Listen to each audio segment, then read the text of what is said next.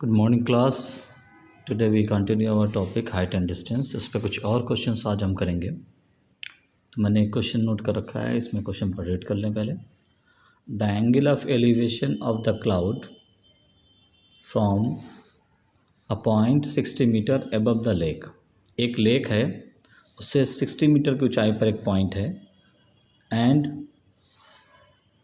तो उस केस में जब 60 मीटर ऊंचाई पर है तो वो उसमें एक एंगल बनाता है above the lake is 30 degree. तो he make a 30 degree angle from the lake, उसको जब देखता है किसी पर्टिकुलर पॉइंट को, ठीक है। And the angle of depreciation of the reflection of the cloud का जो रिफ्लेक्शन है, नीचे नदी बह रही है तो लेक से जब वो नीचे देखता है पानी के अंदर, उसकी इमेज बनती है क्लाउड की, उसका जो एंगल है वो दे रहा है 60 डिग्री। तो फिगर मैंने देखिए किस तरह से डिज़ाइन किया है। हमने मान लिया कि A B is a surface of lake, ये मान लिया हमने, और ये जो पॉइंट ऊपर ये मान लिया 60 मीटर की ऊंचाई पर, इसको हम कंसिडर कर लेते हैं P is a point above the 60 metre from the lake से 60 मीटर ऊंचाई पर है।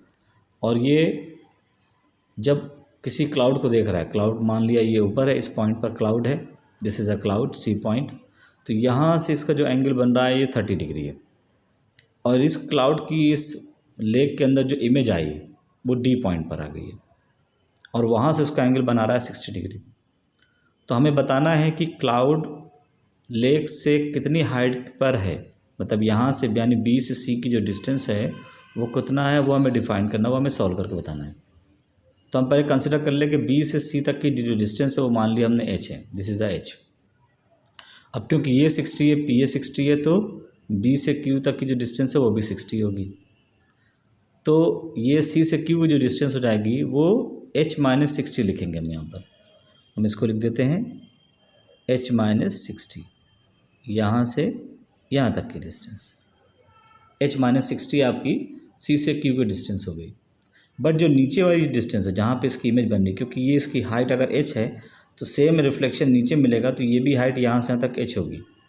तो Q से D तक की जो हाइट हो जाएगी वो 60 प्लस h को जोड़ देंगे, क्योंकि ये हमने बताया है कि ये जो हाइट होगी सेम रिफ्लेक्शन होगा, तो यहाँ से यहाँ तक की जो हाइट होगी ये सेम होगी, क्योंकि ये h है तो ये भी h होगा, क्योंकि रिफ्लेक्शन दोनों का सेम है। और ये 60 है तो Q से D तक की जो डिस्टेंस होगी वो h प्लस 60 होगी।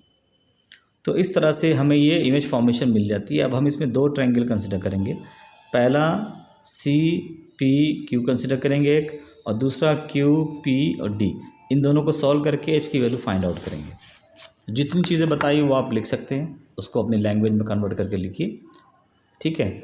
तो इन ट्रायंगल, सबसे पहले हम ट्रायंगल ले रहे हैं सी क्यू पी ले लेते हैं। तो इसमें हम लगाएं tan 30 में आ जाएगा C Q upon P Q. tan 30 होता है 1/√3। सी क्यू की जो वैल्यू है वो हमने मानी है h माइनस 60, और P Q as it is है वो हमें पता ही नहीं है, उसको हम अरेंज कर लेते हैं। तो P Q equal to √30 h minus 60, ये बन गई पहली कंडीशन। दूसरी कंडीशन में इन ट्रायंगल हम यूज़ करेंगे Q P D, Q P और डी का यूज़ करेंगे इन ट्रायंगल। इसमें भी हम tan 60 यूज़ कर रहे हैं, बेस अपॉन परपेंडिकुलर, तो डी से क्यू आपका हो जाएगा परपेंडिकुलर और बेस हो गया पी क्यू। पी क्यू की वैल्यू जो यहाँ निकाली वो हम यहाँ रख देंगे, और 60 की वैल्यू √3। डी से क्यू तक की जो डिस्टेंस हो गई वो हमारी होगी h प्लस 60, पी क्यू हो गया और √3 h माइनस 60, क्रॉस मल्टीप्लाई कर लें हम इसको, तो 3 h माइनस 60 हो जाएगा, इसका इससे मल्टीप्लाई होगा, √3 3 हो जाएगा, h प्लस 60 ब्रैकेट ओपन करें, 3h माइनस 180 मल्टीप्लाई करने के बाद, ठीक है, h को इधर शिफ्ट कर लें, 180 उधर, तो 3h minus h equal 60 plus 180, ये हो गया 2h, ये हो गया 240, तो h की वैल्यू जो हो गई वो 120।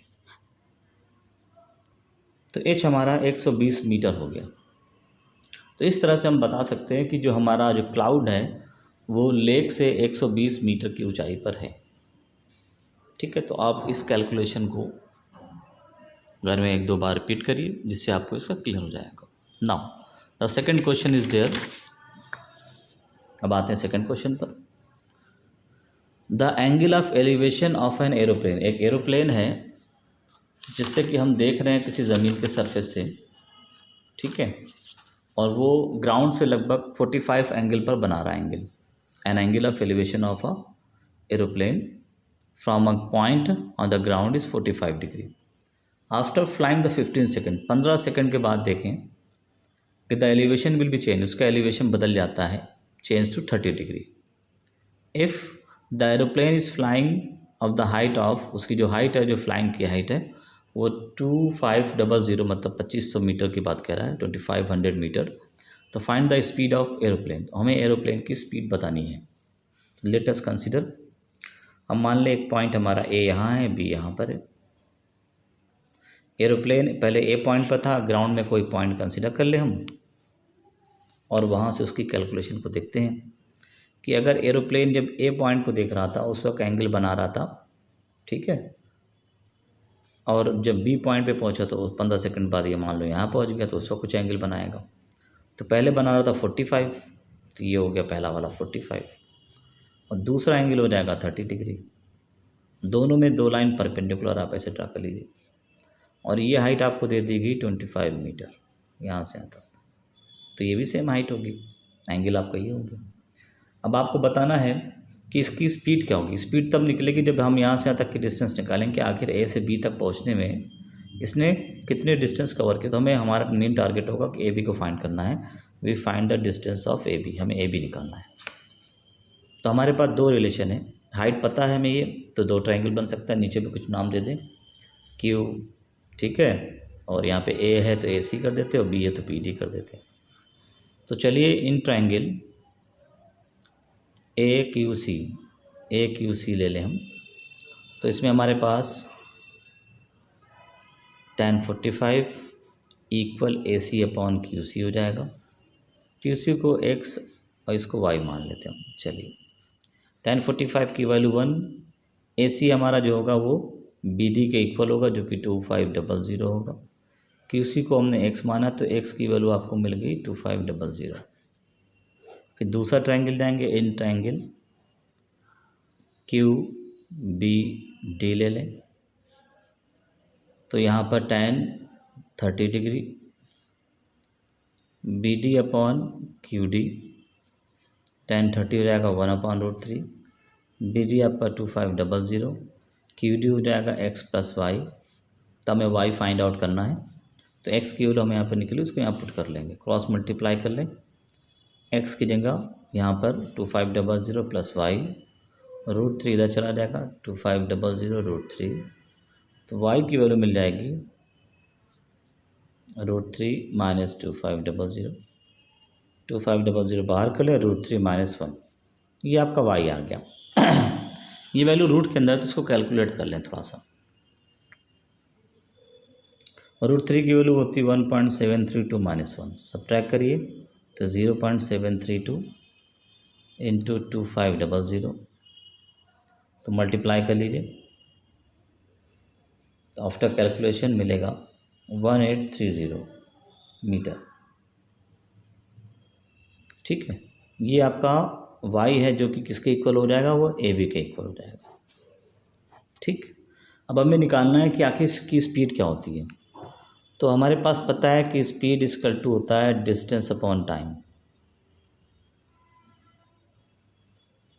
डिस्टेंस हमारा मिला 1830 मीटर, और इसको यहाँ से यहाँ तक पहुँचने में लगा है समय 15 सेकेंड।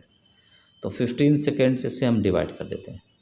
आफ्टर डिवाइड जो वैल्यू मिलेगी वो न्यूमेरिकल के फॉर्म में होगी, या आप उसमें कन्वर्ट करना चाहें किलोमीटर में तो किलोमीटर में कन्वर्ट कर लें। ठीक है, तो किलोमीटर में करना होगा तो इसको हम 18/5 से मल्टीप्लाई करेंगे, तो ये अप्रॉक्सीमेट 439.2 किलोमीटर पर आवर्स आ जाएगी। ठीक है, तो आपको पहले तो डिस्टेंस निकाल लेना है और उसके बाद उसकी स्पीड फाइंड आउट करना है। ठीक है, तो दो चीज़ें हैं, मीटर पर सेकंड रखना है तो सीधा सिंपली इसी को डिवाइड कर लीजिएगा तो आपको मीटर पर सेकंड मिल जाएगा। लेकिन एरोप्लेन की स्पीड इतनी ज़्यादा होती है कि आप मीटर पर सेकंड नहीं दिखा सकते, तो किलोमीटर पर सेकंड करने के लिए आप 18/5 से इसको डिवाइड करेंगे। तो 18/5 से जब कन्वर्ट करेंगे तो 1 kilometre per hour 439.2 kilometre per hour आ जाएगी। ठीक है, तो इस तरह से क्वेश्चन सॉल्व होगा। एक और क्वेश्चन कर लेते हैं जो कि हमने नोट कर रखा है। A balloon of the radius of R subtend by the angle of alpha with the eyes observation while the angle of elevation is centre as beta. तो हमारे पास एक बैलून है जो हवा में है और कोई शख्स उसको देख रहा है। तो जब उसको देखता है तो चले पहले इसका फिगर देख ले। ये मान लो एक बैलून है, ये इसका सेंटर है, कोई शख्स उसको यहाँ से देख रहा है, उसके सेंटर पर मान लो एक लाइन ड्रा कर लें और जब बैलून को देखेगा तो बैलून के दोनों साइड से एक लाइन टच करेगी। इस एंगल की बात कर रहा है कि ये एंगल अल्फ़ा है। ठीक है, रेडियस आर है, क्वेश्चन लिखा हुआ है, आप उसको ध्यान से रीड कर सकते हैं। ये रेडियस आर है दोनों साइड से, ठीक है, और इस रेडियस के बेस पे ये एंगल बन रहा है अल्फ़ा। अगर ये पूरा अल्फ़ा है, द मेक का angle whole angle is alpha, तो ये हो जाएगा अल्फ़ा/2, ये भी हो जाएगा अल्फ़ा/2। और इसको अगर हम ज़मीन से इसके सेंटर को मिलाती हुई एक लाइन ड्रा कर दें परपेंडिकुलर, तो कह रहा है कि why the angle of elevation of इस सेंटर इज बीटा, जबकि सेंटर से जो बनने वाला एंगल, ये जो एंगल है ये पूरा एंगल आपका है बीटा। ठीक, तो आपको बताना है कि इस रिलेशन को हमें ये प्रूफ करना है। हैंस प्रूव डैट कि R sine beta is equal to cosec alpha, जो हाइट ऑफ द सेंटर है, मतलब सेंटर से इस कोई भी पॉइंट मान ले, एम मान ले, सी से एम तक की जो डिस्टेंस है उसकी हाइट आपको फाइंड करनी है। यहाँ पे कह रहा है height of the centre of the balloon, balloon के सेंटर से हाइट। तो चलिए देखें इसको कैसे करेंगे। हमारे पास एंगल ये पता है, तो अगर हम एक बार एंगल इनसाइड द कंडीशन बताएं तो हमें दो चीज़ें मिल सकती है। यहाँ पर जब हम इसको टच करेगा, जो भी लाइन किसी बैलून को इस तरह से टच करती है तो ये टेंजेंट बनता है और ये एंगल 90 बनाता है, ये मेक का 90 डिग्री। तो दो ट्रायंगल तो हमें यहाँ से मिल सकता है, तो इसको एक नाम दे देते हैं, ये ए ले देते हैं, इसको बी नाम दे दें और यहाँ पे पॉइंट ओ कर लेते हैं। ठीक है, और हम सबसे पहले इन ट्रायंगल ओ ए सी की बात करें, ओ ए सी इस ट्रायंगल की बात करें और हम इस डिस्टेंस को निकालेंगे जो कि ओ ए और बी सी दोनों सेम होगी, क्योंकि दोनों टेंजेंट की लाइन है। तो थ्योरम कहती है कि जब कोई टेंजेंट टच करती तो ओ ए और ओ सी सेम होती है। ठीक है, तो इन ट्रायंगल के केस में हमारे पास हम इसको यूज़ करते हैं, कोसेक का यूज़ करें, कोसेक अल्फ़ा/2। कोसेक जो होता है वो हाइपोटेन्यूज अपॉन बेस परपेंडिकुलर होता है, तो हाइपोटेन्यूज हमारा ओ सी हो जाएगा, ओ सी अपॉन ए सी की बात कर सकते हैं, ओ सी अपॉन ए सी, हाइपोटेन्यूज अपॉन परपेंडिकुलर।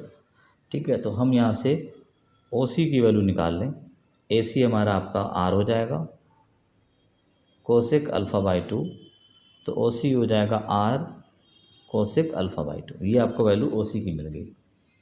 उसके बाद फिर अगेन ट्रायंगल ने in triangle O D C की बात करें, ओ और ये हमारा आपका सॉरी ओ एम की बात करें, ओ एम सी की बात करेंगे हम यहाँ से यहाँ तक, in triangle O M C. इसमें हम यूज़ करेंगे बीटा है फॉर्म के फॉर्म में और यहाँ पे साइन बीटा लिखा, देखो जो रिलेशन दिया उसी के बेस पे फाइंड आउट करेंगे। तो साइन बीटा, साइन जो होगा वो परपेंडिकुलर अपॉन बेस होगा, तो M C upon O C हो जाएगा, sine beta as it is रहेगा। एम सी हमें फाइंड करना है क्योंकि एम सी हमारा पूछ रहा हाइट और ओ सी हमने निकाल लिया है, तो आर कोसेक अल्फ़ा/2, तो एच की जो वैल्यू हो जाएगी आर कोसेक अल्फ़ा/2 और साइन बीटा से हम इसको अगर मल्टीप्लाई कर दें तो साइन बीटा, ये आपका हाइट निकल आई और यही आपसे पूछ रहा था। तो इस तरह से आपके ये क्वेश्चंस, 3 क्वेश्चंस जो कि हमने ऑलरेडी पहले क्वेश्चन लिख लिया, क्योंकि समय लगता है लिखने में, इसलिए इसको लिख करके हमने लिख लिया था। उसके बाद सारी कैलकुलेशन मैंने आपको समझा दी है। अब इन तीनों क्वेश्चनों को अच्छे से और प्रैक्टिस करें। ठीक है, कल से आपके एग्ज़ाम स्टार्ट हो रहे हैं। एक अनाउंसमेंट है, ध्यान रखिए, सुन लीजिएगा इसको ध्यान से। कल जब पेपर स्टार्ट होगा तो जो गूगल फॉर्म पे क्वेश्चन हमने टाइप किया तो कहीं कहीं पर x² या अदर फॉन्ट जो हैं, जो मैथमेटिकल फॉन्ट होते हैं, जो कि गूगल फॉर्म पे टाइप नहीं हो पाता है, तो हम 10 मिनट पहले ही आपका PDF फाइल जो होगा मैथ्स की, जो पेपर जो हमने हाथ से लिख रखा है, वो मैं आपको व्हाट्सएप पे डाल दूँगा आपके लिंक के साथ ही। आप उस पेपर को रीड कर लीजिएगा। अगर कहीं पर कोई भी क्वेश्चन के फॉन्ट में आपके समझ में ना आ रहा हो तो वहाँ से पढ़ के फिर उसके बाद उसको सॉल्व आउट करके फिर आंसर दीजिएगा, ठीक है। इस चीज़ का ध्यान रखिएगा कि आपको पहले PDF फॉर्म को उस क्वेश्चन से कंपेयर कर लेना, क्योंकि मैथमेटिकल फॉन्ट है। स्टेटमेंट वाला तो ठीक है, उसमें कोई दिक्कत नहीं है, लेकिन जहाँ पे एक्सप्रेशन आ गया, स्क्वायर आ गया, एक्स स्क्वायर हो गया या किसी फ्रैक्शन की रिलेशन हो गई, तो उनको थोड़ा देख लीजिएगा। देखने के बाद उसकी पैच सॉल्व करिएगा। Thank you, have a nice day.